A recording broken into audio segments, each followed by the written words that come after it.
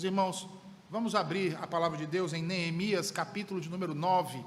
Nós vamos dar continuidade à exposição do livro de Neemias e hoje nós vamos entrar no capítulo de número 9.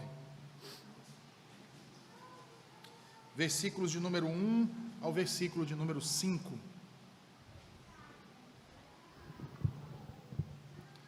Neemias, capítulo de número 9, versículos de número 1 ao número 5.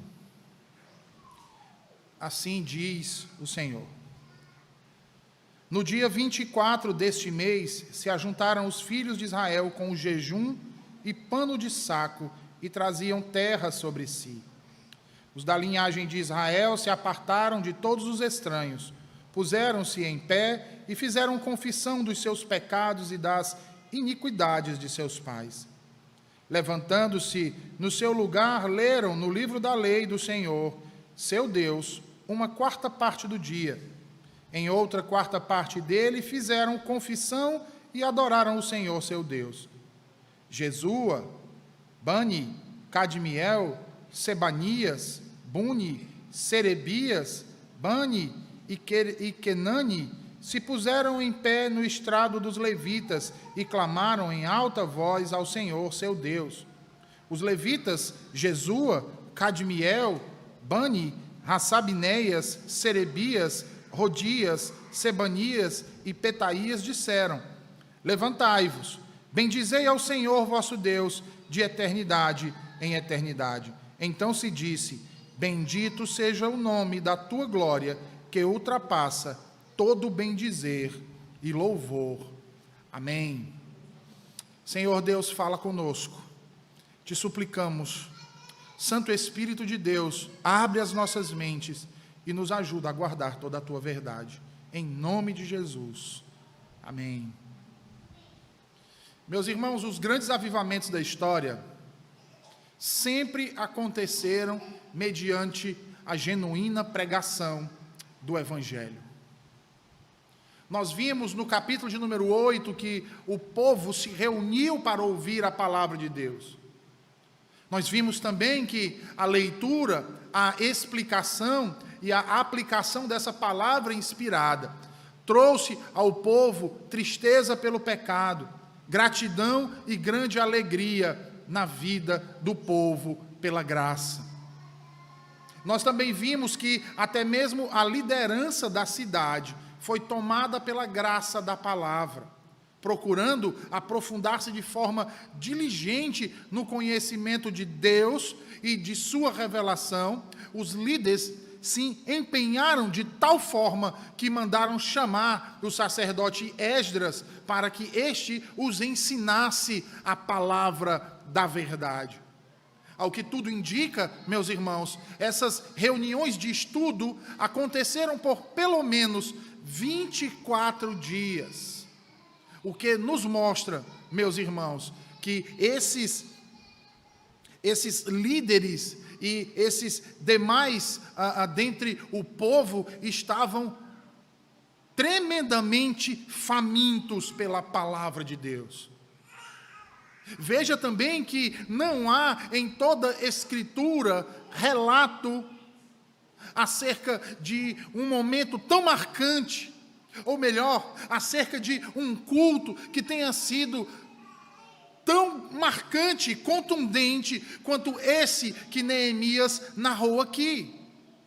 Observe que a narrativa do nosso autor traz um período em que conseguiu reunir todo o povo por um mês para estudar de forma profícua a palavra de Deus. E agora, 2 dias depois do término da festa dos tabernáculos, os filhos de Israel, ainda com os seus corações quebrantados pela palavra da verdade, se reúnem novamente, mas agora no templo, para um dia de humilhação diante de Deus, através da observância e da prática do jejum. A pergunta diante dessa afirmação na narrativa que Neemias nos traz, no início desse capítulo de número 9, é: o que os levou a jejuar e a se humilhar? E aí nós vamos perceber que o nosso autor vai nos trazer 3 características acerca de um coração quebrantado e contrito pela palavra de Deus. E ele faz isso a partir do versículo de número 1, que acabamos de ler, e eu o convido a ler novamente, onde diz: no dia 24 deste mês, se ajuntaram os filhos de Israel com jejum e pano de saco, e traziam terra sobre si. Percebam aqui que a primeira característica de um coração quebrantado, meus irmãos, é a contrição. Um coração quebrantado passa pela contrição diante de Deus.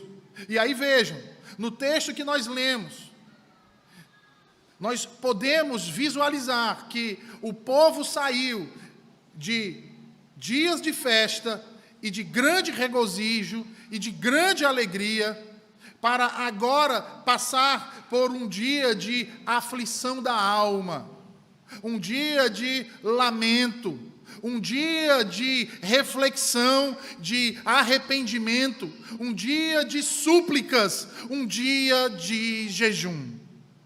Neemias diz que todo o povo passou a confessar seus próprios pecados, bem como os pecados de seus pais, em um tipo de confissão geral. Observem que, atrelado a essa confissão geral, eles ainda cobriram-se com panos de saco e também observaram a prática do jejum. E quando nós olhamos para esse tipo de ação no antigo Israel, ou na antiga dispensação, de rasgar as vestes, cobrir-se com panos de saco, jogar cinzas sobre si, prantear, nós percebemos que essas ações descrevem e configuram um ato de contrição e de profundo e verdadeiro arrependimento. Arrependimento, irmãos. Profundo, verdadeiro e vivo arrependimento. Algo incomum nos dias de hoje, infelizmente. Onde a maioria das pessoas sentem remorso e não arrependimento. Observe que era através dessas expressões exteriores de tristeza e humilhação que o povo da antiga aliança glorificava a Deus e mostrava a sua indignação com o pecado e com as transgressões da lei de Deus. Note que sem essas atitudes, a ação de vestir panos de saco e lançar cinza sobre as suas cabeças não passaria de uma ação para escárnio público. No entanto, o que aconteceu ali foi verdadeiro arrependimento, porque o povo, a partir da palavra de Deus, ensinada, lida, pregada, aplicada, reconheceu os seus pecados.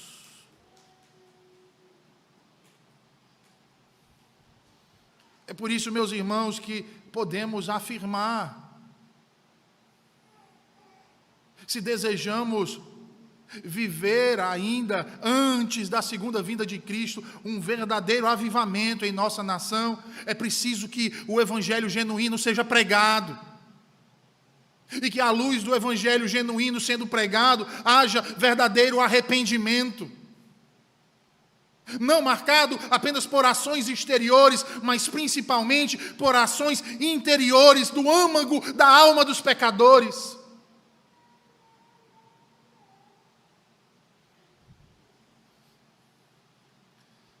Porque todo avivamento, meus irmãos, começa com choro. Todo avivamento, meus irmãos, começa com humilhação, começa com quebrantamento diante de Deus. Ora, como podemos adorar o Rei da Glória antes de contemplarmos a triste realidade de nossos próprios pecados? E é a partir disso que eu então pergunto a vocês nessa noite: quando foi a última vez que você jejuou para se quebrantar diante de Deus? Quando foi a última vez que você fez isso?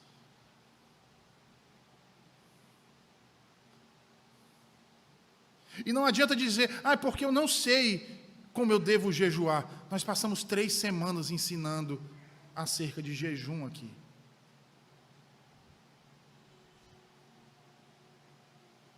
Ninguém nunca me ensinou.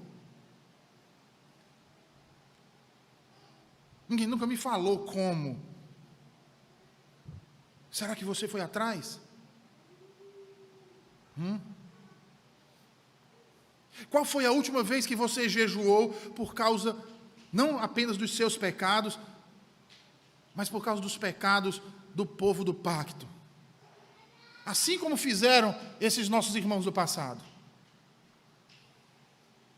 Ou será que o pecado já não lhe incomoda mais? Você tem pecado tanto, a sua consciência já está tão cauterizada que os outros pecam e você acha aquilo a coisa mais normal do mundo.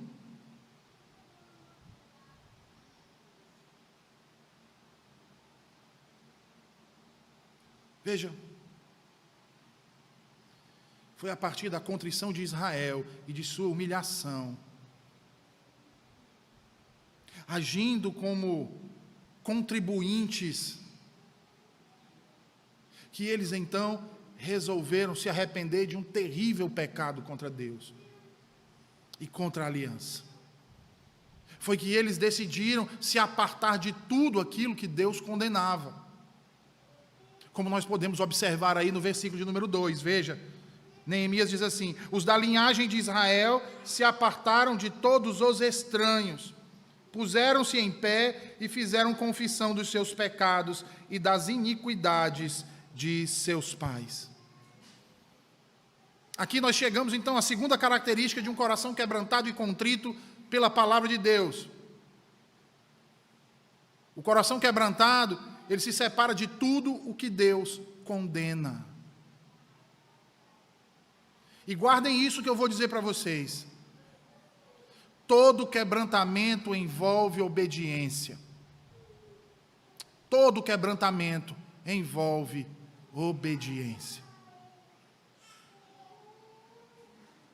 Aquele que as asserções do Evangelho atingiram como flecha pontiaguda, como espada penetrante no âmago do seu coração, quebrantando-o e gerando arrependimento, gera nele também um senso de obediência ao que Deus diz. Neemias diz que após o povo ter jejuado, após o povo ter rasgado suas vestes, após o povo ter se utilizado de panos de saco e de terra sob suas frontes, eles procuraram então obedecer a tudo que o Senhor ordenara. E obedecer a tudo que o Senhor ordenara implicava atitudes que pesariam os seus corações, atitudes em que teriam que mandar embora suas esposas, atitudes que envolviam mandar embora seus próprios filhos, porque haviam casado e haviam gerado filhos contra a vontade de Deus, ou em desobediência ao Senhor. E assim então, tomados pela verdade, com o coração quebrantado, desejando obedecer com todo o seu ser, o seu Deus, eles então repudiam todos aqueles que não pertenciam à linhagem de Israel, com um único intuito: consagrar sua vida completamente ao Senhor. Ora, meus irmãos, se bem lembrarmos, o sacerdote Esdras já os havia separado das esposas estrangeiras alguns anos antes. Porém, quando nós nos deparamos com Neemias tocando no assunto novamente, tudo indica que eles haviam recaído no mesmo pecado e se casado, ou pelo menos restabelecido a amizade com aquelas que haviam sido proibidas, assumindo um relacionamento de tamanha intimidade a ponto de se tornarem armadilhas para eles. Mas agora, finalmente, através da palavra de Deus, eles resolvem se apartar dos filhos estrangeiros, bem como das esposas estrangeiras. No entanto, é preciso, meus irmãos, registrar aqui que esta separação dos estranhos não está relacionada de forma exclusiva apenas à dissolução dos casamentos, que isso fique muito claro. O apartar-se de tudo aquilo que era estranho não dizia respeito apenas às pessoas, às esposas, aos filhos, mas também dizia respeito a um repúdio, a uma renúncia voluntária, à conexão que esse relacionamento os conduzia ao paganismo, à cultura pagã, à adoração de falsos deuses. Perceba que eles fizeram isto porque de fato foram convencidos pela palavra de Deus, que é a verdade, da realidade que não há comunhão fora da aliança. E aí perceba que o problema aqui não é um problema racial, não é um problema étnico, não é um problema social, mas é um problema teológico.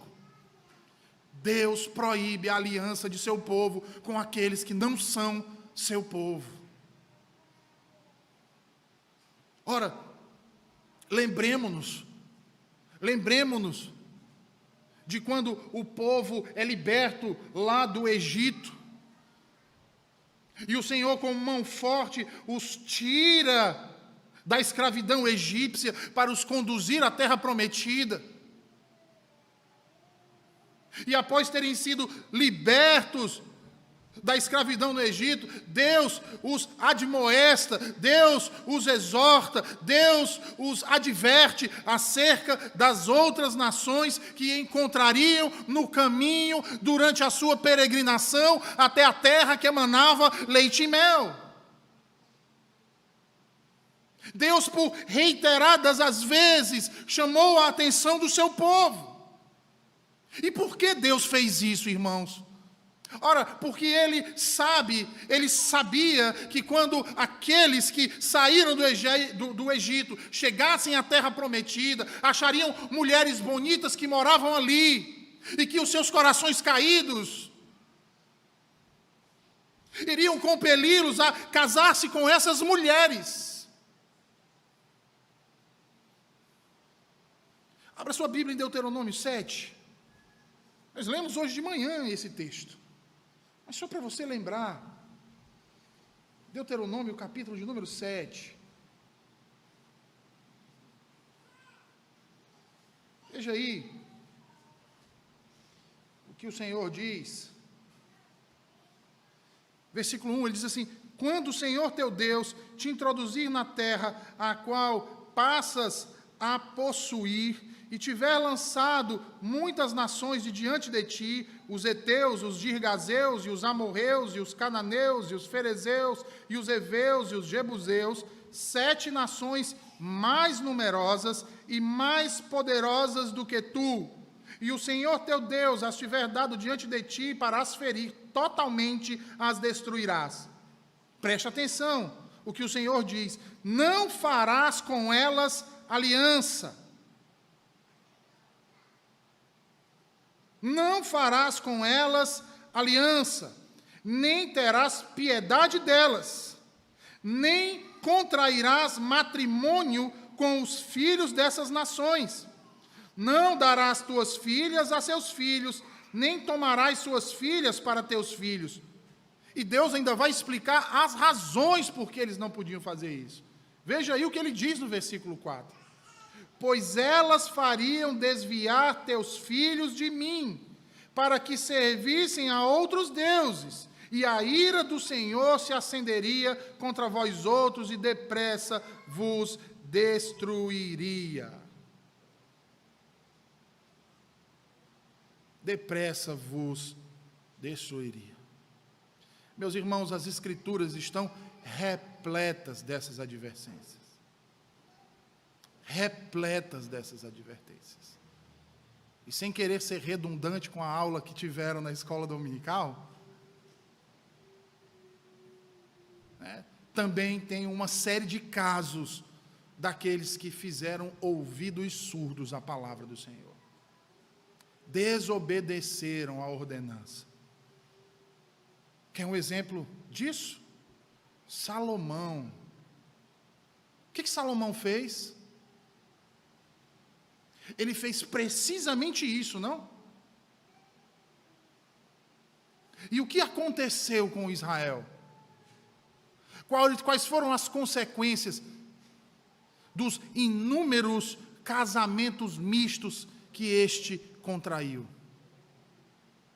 Veja que, embora alertado, ele vai e se casa com as mulheres estrangeiras. E a ideia, no papel, era muito bonita. Não, nós como nação, como nós somos uma nação pequena, nós precisamos estabelecer aliança com outras nações maiores. E ao estabelecermos aliança com outras nações maiores, nós vamos ganhar tanto economicamente, com as questões do comércio, com a questão das estradas, como também vamos ganhar no tocante ao reino, porque cada uma dessas alianças que eu fizer, o nome de Yahvé será glorificado. Essas mulheres largarão seus falsos deuses e se unirão conosco na adoração do verdadeiro Deus. É interessante porque vocês já prestaram atenção que geralmente a moça crente, quando se apaixona por um rapaz ímpio, ou um rapaz crente que se apaixona por uma moça ímpia, quer usar dos mesmos argumentos? Dos mesmos argumentos. Ah, não, mas ele vai ver como Jesus é bom e o Senhor vai converter o coração dele. Há exceções, irmãos. Claro que há exceções. Mas nós não podemos tomar exceções como regra. Eu ouvi uma jovem argumentar ainda assim, e Ruth, é exceção. Ah, e a minha mãe? Minha mãe não era crente, meu pai era. Eles se casaram, ela se converteu, e a minha mãe é mais crente que o meu pai hoje. Eu digo exceção. Misericórdia de Deus, graça na vida dela. Isso não quer dizer que em todos os outros casos isso vai acontecer. Na verdade, de 10, isso acontece em meio.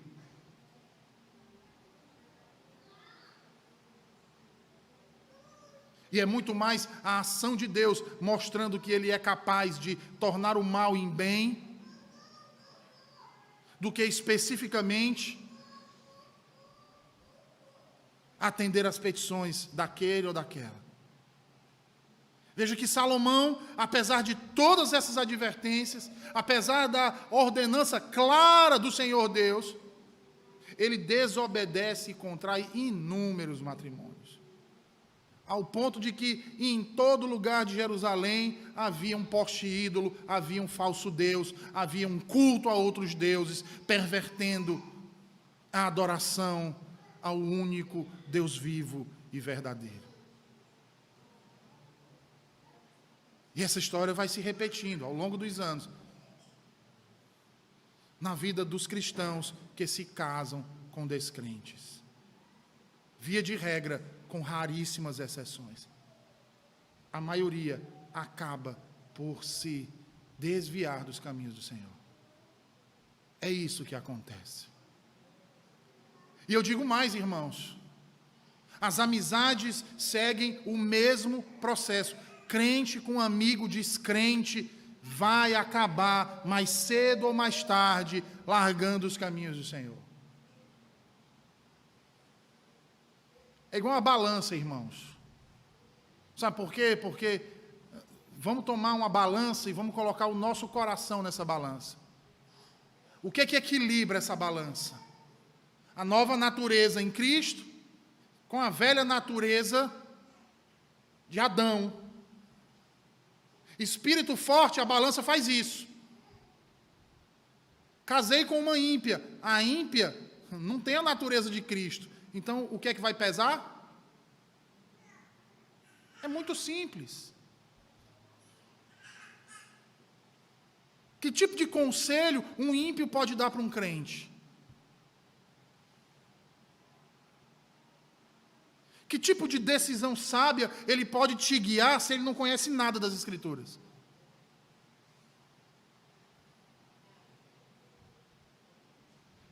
Como ele pode trazer edificação para a sua vida se ele não teme ao Senhor?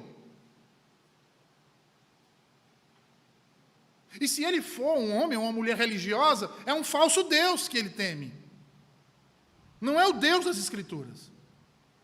E como você, filho da aliança, quer manter relações íntimas com essas pessoas?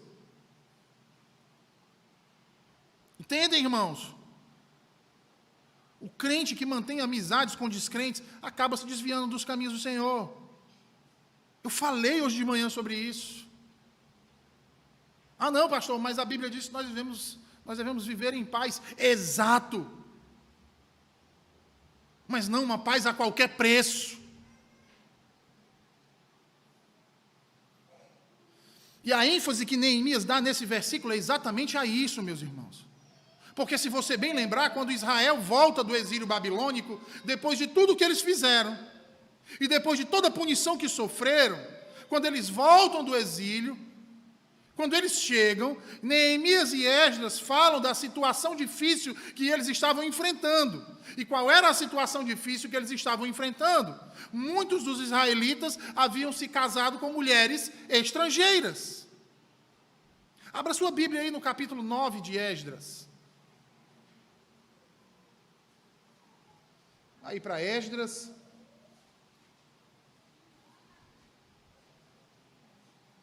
Veja aí o que Esdras diz no capítulo 9, por favor, versículos 2 e 3.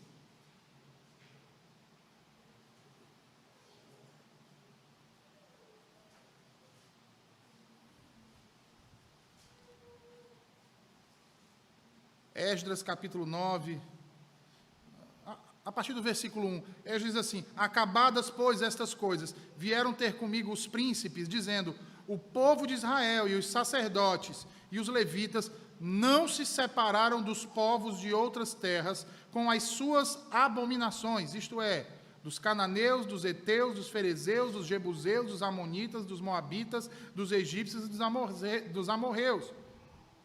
Olha o versículo 2 aí. Pois tomaram das suas filhas para si e para seus filhos, e assim se misturou a linhagem santa com os povos dessas terras, e até os príncipes e magistrados foram os primeiros nesta transgressão. Os primeiros nesta transgressão. Esdras então diz: ouvindo eu tal coisa, rasguei as minhas vestes e o meu manto, e arranquei os cabelos da cabeça e da barba, e me assentei atônito. Observem aí a linguagem. Pois tomaram das suas filhas para si e para seus filhos, e assim se misturou a linhagem santa com a linhagem profana. Veja, unir-se a outros povos era transgredir a fé, irmãos. Era contribuir para um tipo de sincretismo religioso. Era uma ação que estabelecia um tipo de adultério religioso, um ecumenismo rústico, uma corrupção da verdadeira religião. Por isso, aqueles que anseiam por meio de orações e alianças unir-se a Deus, precisam separar-se do pecado e dos pecadores. Porque, mais uma vez, eu reitero as palavras do Senhor em suas sagradas escrituras, bem como a palavra dos seus discípulos, os apóstolos: que comunhão há entre luz e trevas, entre os filhos de Deus e os filhos da serpente. entre a linhagem santa e a profana.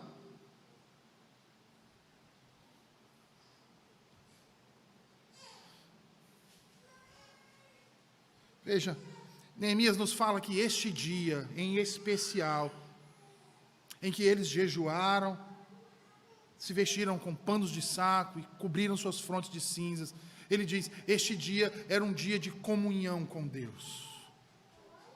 Era um dia especial para eles. Eles jejuaram e falaram com o Senhor por meio da oração. Eles ofereceram ao Senhor as suas mais profundas afeições piedosas e devotas a Ele por meio da confissão de seus pecados.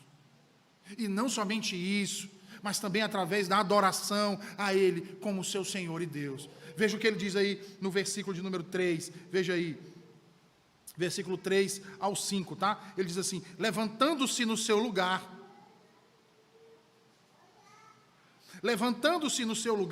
leram no livro da lei do Senhor, seu Deus, uma quarta parte do dia. Em outra quarta parte dele fizeram confissão e adoraram o Senhor, seu Deus. Jesua, Bani, Cadmiel, Sebanias, Buni, Serebias e Kenane se puseram em pé no estrado dos levitas e clamaram em alta voz ao Senhor, seu Deus. Os levitas, Jesua, Cadmiel, Bani, Hassabinéias, Serebias, Odias, Sebanias e Petaías disseram, levantai-vos, bendizei ao Senhor vosso Deus de eternidade em eternidade.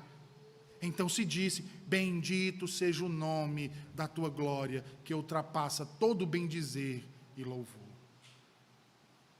E aqui, meus irmãos, chegamos então à terceira e última característica de um coração quebrantado e contrito pela palavra de Deus.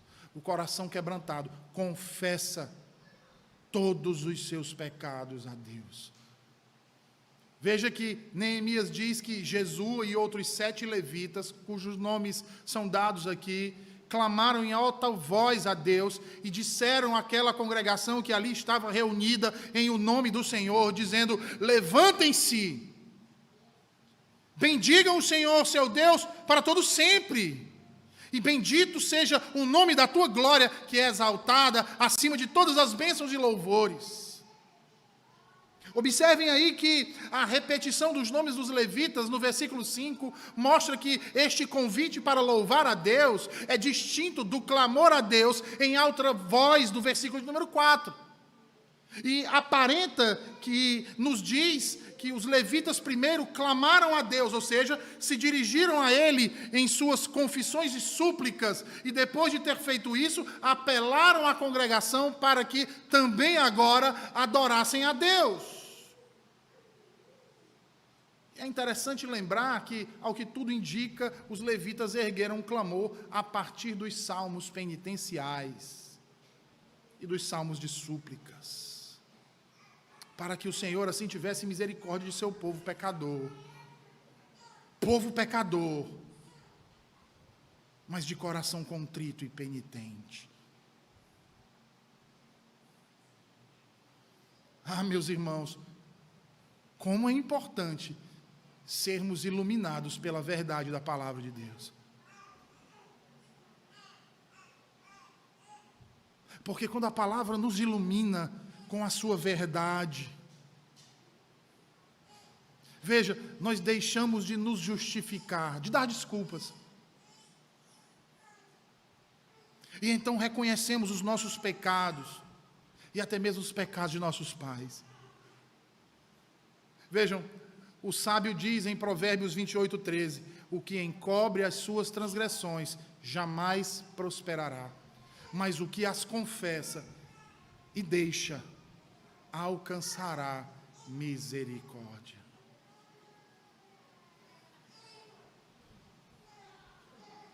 Tem gente que comete terríveis pecados, e porque ninguém descobriu ainda, é incapaz de reconhecer os seus erros, é incapaz de confessar a Deus, suplicar por seu perdão, e assim o Senhor vem com juízo na vida desse, não prospera.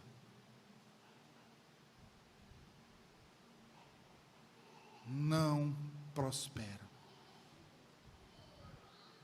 Sabe por quê, irmãos? Porque a confissão é o maior sinal de arrependimento. A confissão sincera é o maior sinal de arrependimento. Veja, a culpa é comunitária através do tempo e do espaço. A responsabilidade é coletiva.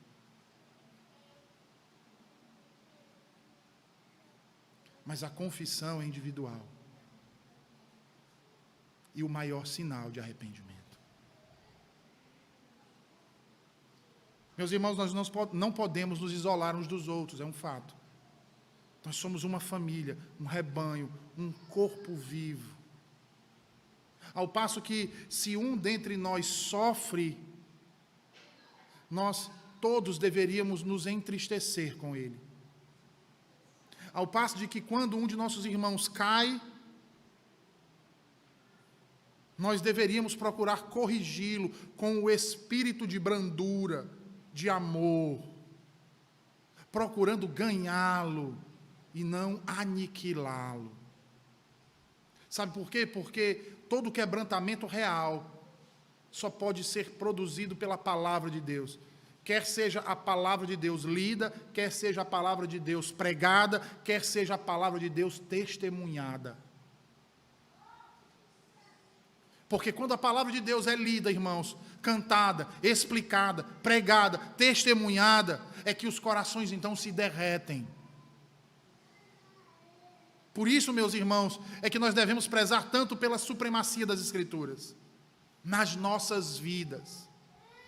Pautar as nossas decisões segundo a vontade de Deus, de acordo com a sua verdade, de acordo com as suas palavras, santas e benditas palavras.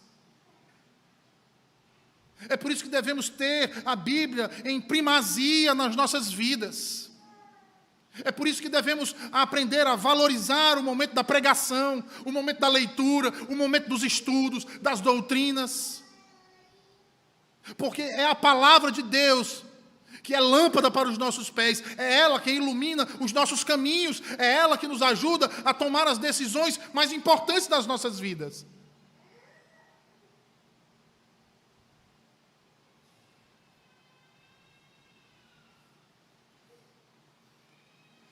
São elas que, como diz o Senhor, são o poder de Deus para a salvação de todo o que crê.